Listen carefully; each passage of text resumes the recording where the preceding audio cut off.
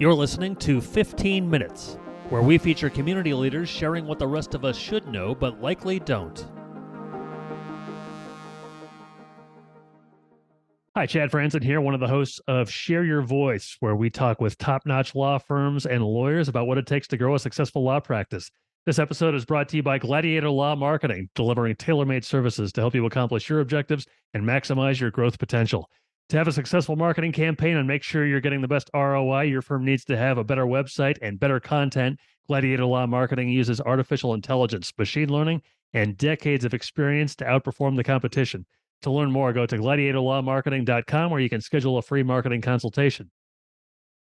Chris Smith is the managing attorney at the Smith Firm, a family law firm based in Oklahoma City. He focuses on individuals in domestic litigation matters and has been recognized as a Journal Record Achiever under 40 and has been recognized by best lawyers in the area of family law. His genuine compassion combined with experience allow him to break down complex legal matters in a relatable way for his clients. Chris, thanks so much for joining me today. How are you?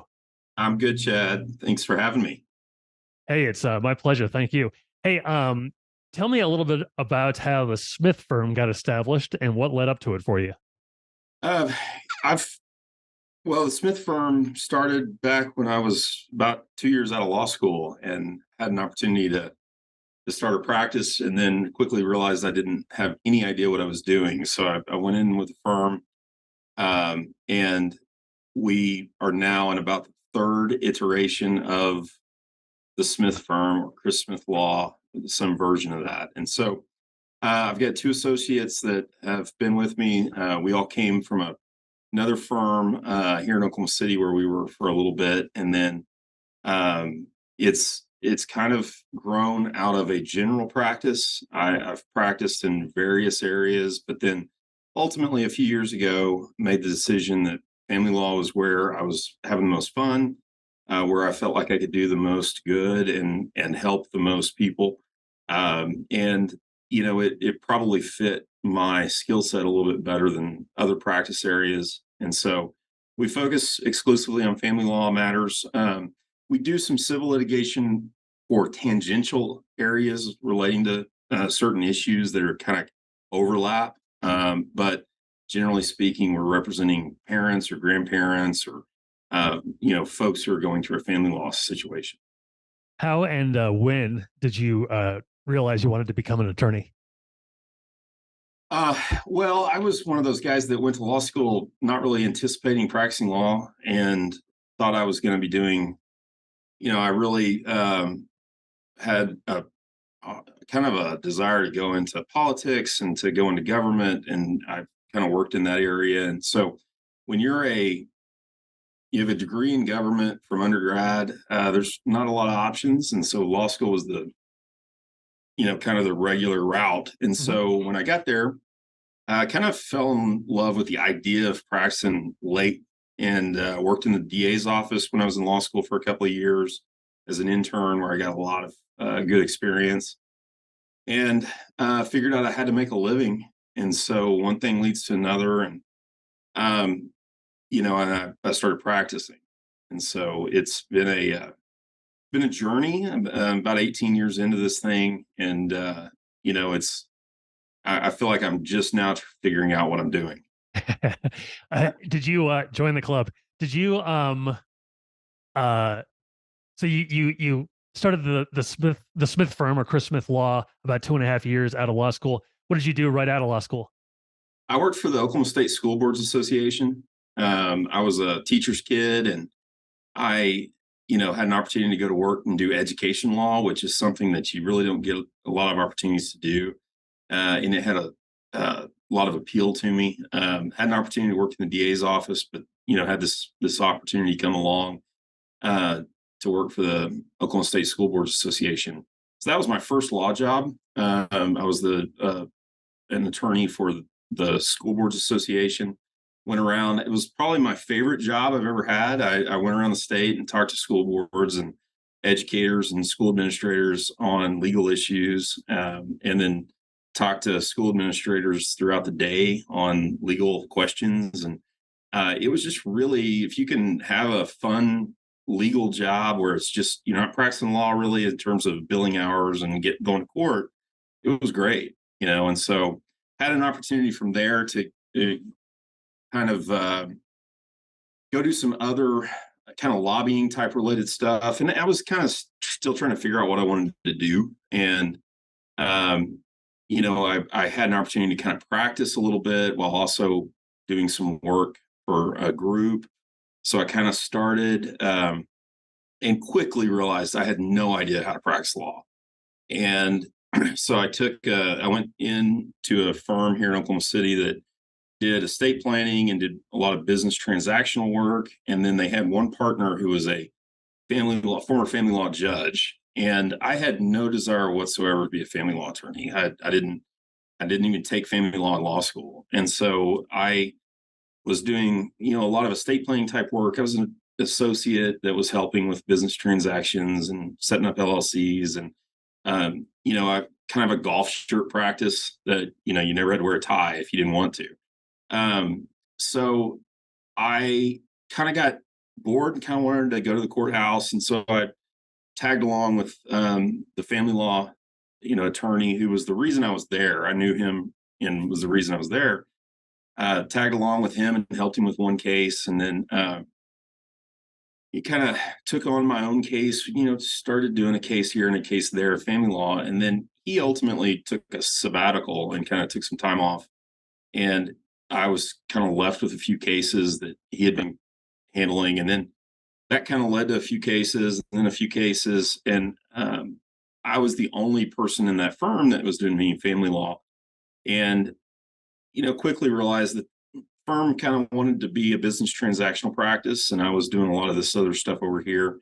And so I had an opportunity, went and took my clients and went into an office that I had rented some space from, and some friends of mine that were personal injury attorneys in town, and they were, I say rented, they probably comped me, my space more than anything. I thank them to this day for the, support, and kind of grew a practice from there and grew a family law practice. It was just me and a laptop when I began. And that was the beginning of it. And I think I still have that laptop. It's kind of hard for me to get rid of because it's such a historical item in my life. And so I started practicing, outgrew that space, and then we moved into some new space. I hired an associate, hired some staff, and then ultimately brought a partner in later. About 2015, brought a partner in thinking that I needed another kind of top level attorney that would kind of help the day to day and help when I'm not there. He and I were together for about 5 years, and then we just kind of, how partnerships go. You kind of go your separate ways and decide that it's kind of better to go this direction. And then I had an opportunity and thought that I kind of wanted to go into a larger firm, and did that for a few years, and then decided that wasn't for me, and am back into what I consider probably the ideal setup for me in terms of what I like to do and how I like to do it. And that's the Smith firm as it's currently configured. And we're practicing law, having a lot of fun doing it. And, we're able to, if we have an idea that we want to implement, we can move pretty fast, and we don't have to, we can try it and experiment. If it doesn't work, we can pivot. And so it's a lot of fun. So when I asked you about your kind of original voyage into your own firm, you said that you said you didn't know what you were doing. In what ways would you say that was the case? Well, first of all, I had never handled a family law case. I had never done an estate plan, had never, really done anything in terms of the nuts and bolts of kind of practicing on your own. And luckily, I had some friends who were had been practicing a few years longer than me. They kind of had some ideas and shared some forms and helped, kind of guide me a little bit. It was just real hard for me to make money and to feel confident enough to take on cases that would pay me. Hmm. And so that was the part for me. I'm the type that I'm hesitant to take on a job that I'm not comfortable taking on. And so for me at that age and at that period in my career, I just wasn't comfortable with a lot of stuff. And so I knew I needed to go somewhere where I could gain some experience and get confident with the actual content and the law and the courthouse and all of those things. And then I could go, if I wanted to go do my own thing, I could do my own thing. But that was kind of the idea behind it. What would you say was more challenging at that time? All those legal aspects that you were talking about, or running your own business, or was it all kind of wound up together? Well, I could probably say all of the above. I mean, it's when you're that. I was single. I didn't have a family. I had no obligations outside of just taking care of myself, and I Hmm. had a low overhead. Lived in a little house that I'd bought right out of law school, and so my mortgage wasn't that much. I could live pretty cheaply, and that was critical for being able to just feel comfortable doing it. Um, Hardest thing for me was probably just mastery of the law. Okay, Hmm. from I felt like, okay, I know how to bill. I think I was using time slips back, this was probably 2005. Um, and so I felt like I could send a bill out and expect to get paid, put it in the right bank account, pay my bills as they came in. So I felt like I could do the basics. Hmm. It was the other stuff, the actual work product that I wasn't near as confident in. Looking back, I was probably a little bit more capable than I gave myself credit for. But in the moment, I didn't have a yardstick to compare it to. Sure, sure. What were some of the turning points that led you to realize that, now you said this is where you realize that, this is kind of your place to be, kind of doing domestic litigation and things like that. What were some of the turning points that made you realize that this is where you should go?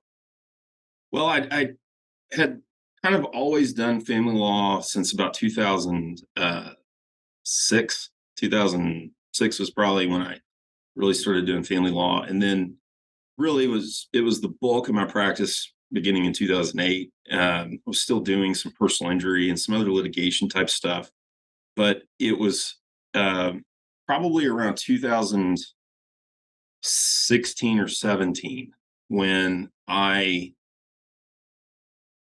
felt not only that this was where I could be happiest, but also that I was confident enough that I was going to have plenty of work that was going to pay the bills. I didn't have to worry about the other stuff. And that's probably a critical element for anybody that's, you hear a lot of talk about, niching down and getting into a very specific niche. Um, I was real concerned, like most people. Okay, well, if I say no to work over here, is there going to be enough work over here? And it took me a long time to get confident enough in what we were doing that I could do that. And it probably, looking back, I could always say, man, I wish I wouldn't have gone that direction. Wish I wouldn't have gone that direction. But looking back, the dots start to connect to the point that I probably wouldn't be as niche today and as happy doing it if I hadn't taken the various career turns that I Hmm. have. And it were those turns that got me to the point where I could say, I am a family law attorney and I am proud of that and I enjoy it. And I'm not really worried about going over here and building an estate planning practice or going over here and doing contract litigation or those things. And that took me a long time to get to. But it was a matter of looking at myself and realizing, I'm not happy. I was real unhappy practicing. And that's not, I don't think, unusual for a lot of people. And so I kind of came to the realization I had to figure out how to get happy. And so I looked at the things I enjoyed doing away from law that I said, if I could just make a living doing these things, what are those things? And I realized I can kind of incorporate that into what I'm doing. And this is kind of what I do. And I see it that way. And that's when I started, kind of feeling better about the practice and my practice and confident in it. And that got us to where we are. Yeah, great. What is it about family law then, your kind of your niche, as you called it, that either makes you happy or doesn't take away from your natural happiness that you already have? Well, I love reading and studying and getting into the weeds on the academic side of this practice area. And what I mean by that is I represent a lot of parents who have been or really fighting to have a relationship with their kids, and I represent a lot of parents who are having a hard time with the court system, and they're just, it's been hard. I represent a lot of high conflict cases and involved in a lot of very contentious custody cases, and so that a lot of people don't like that. I enjoy it, but I also enjoy the academic side of it. So the reading, the studying, the journal articles, the books on parenting issues and all of these things. I really like that. Then, I like to argue. My wife would tell you I love to argue, and so I just I would argue with her about whether I liked to argue. And finally I just embraced it and said, I like to argue. It's kind of fun to me, and let's go do that. So, you just kind of have to look at those things that you enjoy doing, and making arguments, preparing those arguments, finding the academic support for it, writing. We handle a lot of appellate work now, where we didn't used to handle as much. We handle a lot of appellate work, and that's a product of a little bit of that, because that's more of a research and writing project. And so those are the things that I recognized that I enjoyed. Then I just had to transfer them into my practice. And so that all came about around the time I had my first child, which was Hmm. 2016. That also had a big impact. When you have your first kid, it kind of makes you evaluate and consider everything. And that also created some context for what I did as representing parents that I didn't have before. And so all of that was just kind of the perfect storm to get me, to a place where I felt good about what we were doing. So your career, your journey has kind of taken a lot of twists and turns, and now you're at a point where that you're pretty happy, you're satisfied, you're really enjoying what you're doing. Compare what you're doing now to maybe what your vision or hopes were when you first went to grad school, when you first went to law school. I mean, when I first chose my college major, my goal was to become the radio voice of the Denver Nuggets. Now, now I'm doing this. What was your like vision or goal or thought that you might end up at the time? You know, I thought I would probably end up in DC working, on Capitol Hill, or having, running for office or doing something like that. When I was 15, 16 years old, I was one of those kids that had student council syndrome and wanted to be involved in every political thing I could. Um, Came out of worked for a governor and a congressman and all of that before going to law school, and then went to law school and kind of thought it's probably where I would go. In fact, I gave up a summer um, clerkship to go back to work for the congressman I was working for. So I kind of thought that's where I was probably going to head. Um, and it ended up that I just kind of figured out I wanted to go do my thing. I wanted something to build outside of just some political thing. And so, to be honest with you, where I thought I would end up, um, luckily, God has been good in terms of just getting me to that point where, if I look back, I'm probably where I wanted to be. Hmm. And um, that's kind of, I can't look at anything and go, man, I wish I had five more lawyers working for me, and we were or 15, or that's not really what I wanted at the time. And so, um, but your desires and the things you want to do and the things you want to see, they kind of evolve. But I feel pretty content about where things are. I've got a beautiful wife. I've got two beautiful kids. I can't complain about it. And but it hadn't been easy to get there. Sure. Is there like a moment or some milestones that you're particularly proud of in the course of your journey and figuring out where you are? Oh, I mean, I think that if I look back on it, I'm probably most proud of the fact that I didn't just quit. I mean, there was a time in, prior around 2008 where I was, I got out of law school in 2004. About 4 or 5 years into this thing, I was seriously thinking about just quitting and going to culinary school and going and becoming a chef and being done with this.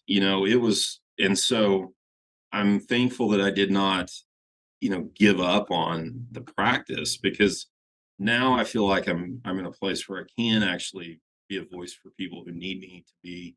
I feel like that I'm where I need to be right now. And, you know, 10 years ago, I probably would have never thought 10 years later I would be saying, I feel like I'm where I need to be. And so, just that stick to itiveness, that grit, that to just keep going and know that, there's always an ebb and flow in life, and things kind of have a way of working themselves out as you go. And we're here. So, as far as specific milestones, I mean, I don't know, every client that sends you a thank you note, or every client that says, I really appreciate I couldn't have done this, without you. That's really good. And so, that's those are the things that I appreciate and look forward to. Great. Sounds good. I have one more question for you, but first, how can people find out more about the Smith firm? Our website's thesmithfirm.net. So thesmithfirm.net, and you can find our website, and we're on all the social media outlets as the Smith Firm or the Smith Firm OKC. That you can follow me at on Twitter at ATTY Chris Smith.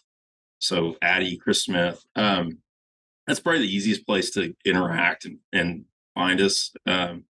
If we can be of help to anyone, we're always I'm happy to. And so attorneys, especially, I like talking to lawyers about kind of where they are, especially younger attorneys. I've got two attorneys that are working for me that are less than 10 years in, and so they're still kind of finding their way a little bit. I'm trying to make sure they don't make some of the same mistakes I did.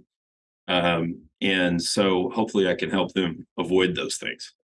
Last question for you. You have the choice of answering one of two questions. What's either the best advice you have received from maybe a mentor of yours, or it sounds like you're kind of establishing yourself as a mentor for other people. What's the best advice you could give somebody that you kind of learned that you wouldn't have learned if you hadn't had your own journey? The sun will come up tomorrow. It does, and that's one of the things that I've had to learn the hard way, and also one of the things that I have learned from mentors of mine that I've seen go through some of the same challenges that I've experienced as I've gone. And so I think that that's the one thing that I would always just remind people. And as a family law attorney, it's something I repeatedly remind people, is that the sun's going to come up and you're going to be okay. And there's a new day tomorrow. We get to start over.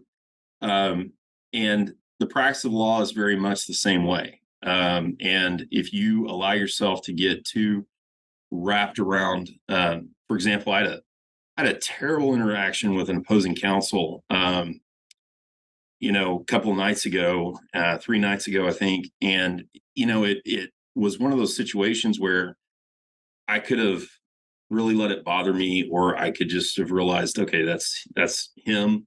That's his problem. I'm going to get up and I'm going to just go do my job tomorrow. You're always going to have those things. And so knowing that, hey, it's going to pass, this too will pass. It's probably the best thing I could pass on, is that there are going to be ebbs and flows, but they do pass. Sounds good. Hey, Chris, thanks so much for your time today. Thanks for sharing your story. It's been great talking to you. Really, really appreciate it. Thank you, Chad, for having me. So long, everybody. Thanks for listening to 15 Minutes. Be sure to subscribe, and we'll see you next time.